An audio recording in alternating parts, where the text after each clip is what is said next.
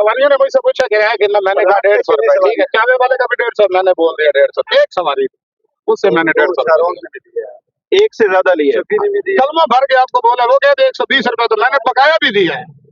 ये नहीं किया कि बकाया नहीं दिया, मैंने भाई बकाया ले लो, कोई मसला नहीं। नहीं मुझे ये बताएं कि फ्रंट पे कितने लोग बैठाए हुए थे? आगे कैसे आप बिठा सकते हैं? ओवरलोडिंग है, ओवरलोडिंग का हर गाड़ी बिठा दी है। टापे में भी 4 बिठाए हुए हैं, आगे भी 4 बिठाए हुए हैं। तो ये गैस सिलेंडर भी लगा है? ये गैस सिलेंडर लगा हुआ है, देख लियो।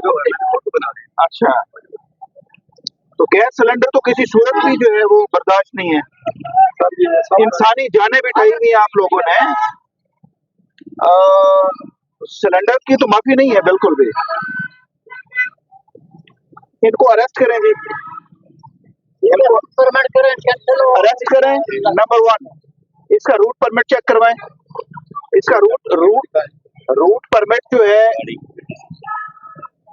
रूट परमिट ओरिजिनल देखना है, कॉपी नहीं देखनी। इसके सर्टिफिकेट देखें, इसका ड्राइविंग लाइसेंस चेक करें और इसको थाने में भेजें। इस्तगासा हम भेज रहे हैं, अरेस्ट करें इसको। रोज सरगोदा स्टूडेंट है आप? यूनिवर्सिटी का स्टूडेंट।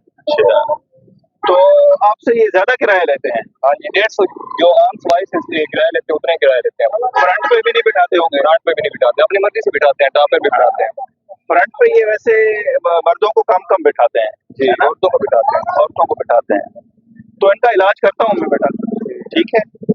आप नौजवान हैं, ठीक है, आप हमारे जो है कौम का मुस्तकबिल है, बीमार हैं।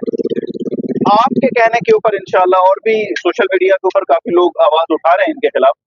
बहुत जल्द कार्रवाई करने जा रहा हूँ।